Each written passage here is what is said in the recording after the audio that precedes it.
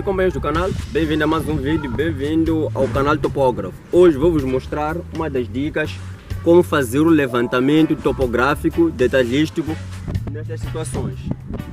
Por motivos alheios, eu tenho que estar de trás para que vocês possam perceber o que está acontecendo. Imaginemos que você é um topógrafo e foi contratado para fazer um levantamento topográfico numa parcela desta, porque o dono da obra contratou um arquiteto e esse arquiteto, por sua vez, preferiu contratar o topógrafo para fazer o levantamento detalhístico, para aferir as dimensões reais e o comportamento do relevo em relação à estrada. O que nós vamos fazer agora, o que tu tens de fazer primeiro é olhar para a rua, é fazer o levantamento detalhístico de tudo que existe nesse perímetro. Primeiro, vai ter que levantar o limite da rua existente e as infraestruturas existentes. Por exemplo, ali tem um posto de energia e tem um outro posto de energia. O que tu tens de fazer é um levantamento mais ou menos a 50 metros ou a 100 metros depois desta parcela. E por sua vez voltar a entrar neste ramo, para este ramo daqui. Isto é, fizeste o levantamento, a delimitação da própria rua, e ao levantar a própria rua, tu tens que levantar também, um ponto na lateral e levantas mais um ponto no meio e levanta o ponto na parte terminal. Para quê? Para poder estudar o comportamento transversal desta rua. Isto vem de lá e para cá. E por sua vez voltas a fazer um levantamento longitudinal em relação à rua, ou a rua em relação à parcela, mais para frente, aos 100 metros para lá. Para quê? Para poder estudar o comportamento das águas em relação à rua e em relação à parcela, se a água vem para cá ou a água vem para lá. Então isso é preciso saber. E também ao chegar exatamente na própria parcela, nós precisamos levantar tudo que encontramos que seja de relevante. Isto é, tudo que é fixo. Sendo assim, ao chegar numa parcela qualquer onde queres fazer o levantamento topográfico, é preciso também levantar o vértice.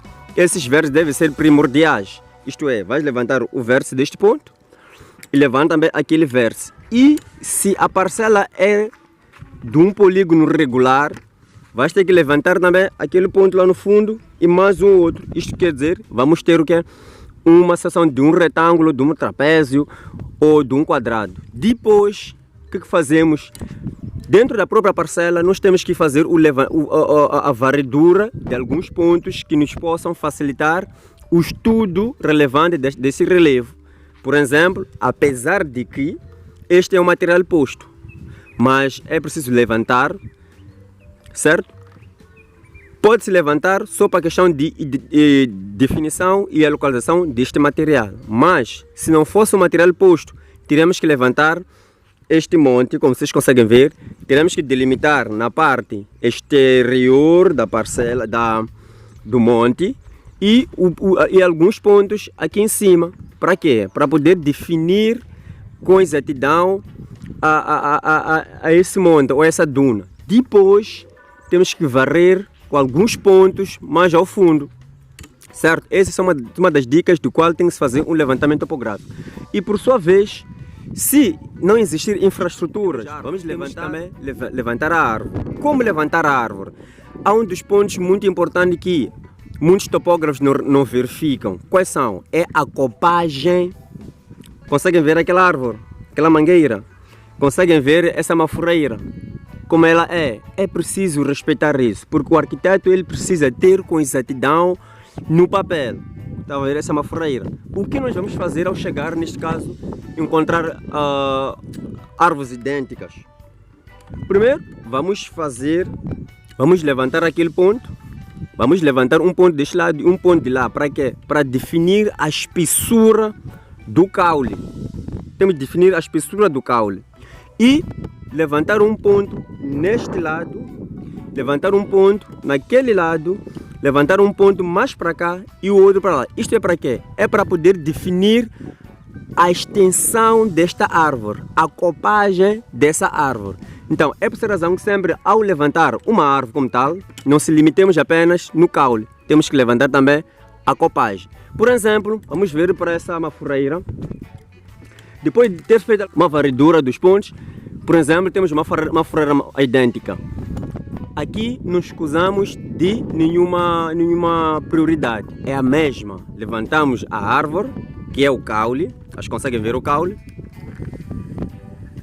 Por quê? Porque o arquiteto precisa conhecer com exatidão a espessura daquele caule. Imagina que se você simplesmente se limitar em levantar um ponto, ok? E o arquiteto diz que daquele ponto ele quer só estar 3 metros. Depois ver que a extensão do próprio caule é de 1 metro. Então o arquiteto terá problemas em dimensionar. O material que deve entrar nesses 3 metros já não será coerente, pois terá comido esse 1 metro com o caule da árvore.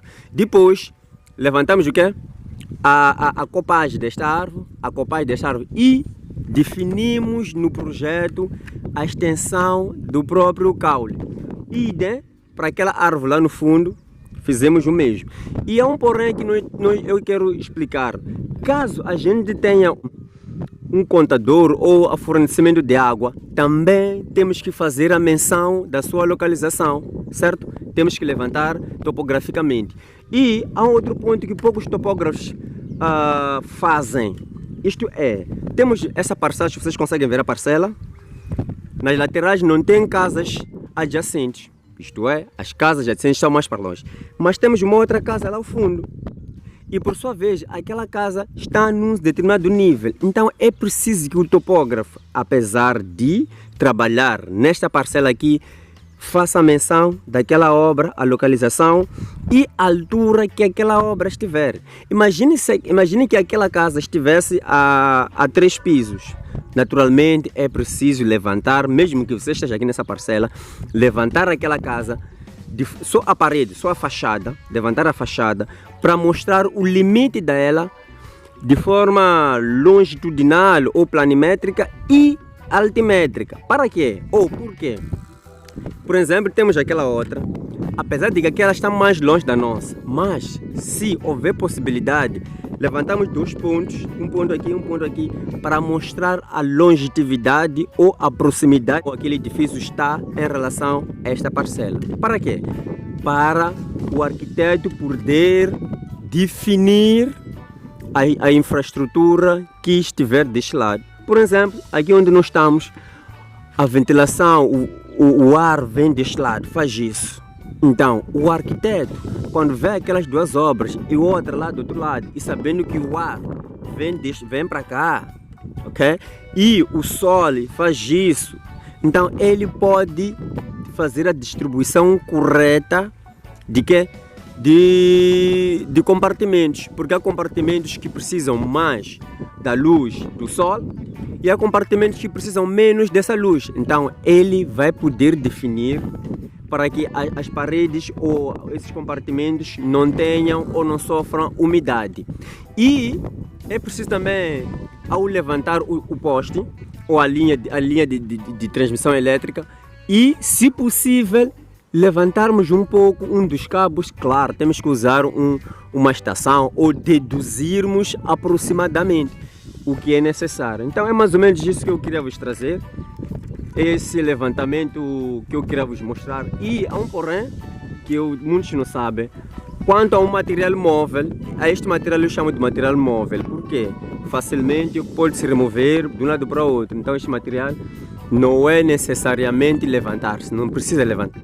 E ao levantar o muro, o comprimento do muro, também, se houver possibilidade, é preciso que meças a altura do próprio muro. Se ele for contínuo até o fundo, meça também a altura do muro, para que o arquiteto saiba quantos metros tem o muro de altura.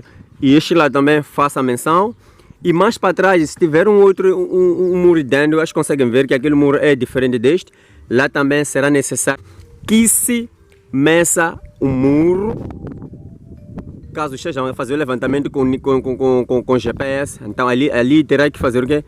Deduzir ou calcular. Claro, temos ali os blocos, sabemos a altura do bloco, metro. Então isso é deduzir quantos quantos blocos existem e vamos aproximar também com a massa de juntas e vamos chegar a uma altura X. Então vai dizer que aquele muro tem altura X e vai acrescentar com a cota do chão, porque naquele ponto teremos uma cota levantada, lá no fundo teremos uma cota, um ponto levantado, um ponto no meio, um ponto lá no fundo, teremos uma cota levantada. Então é só adicionar a altura do muro para ter o quê?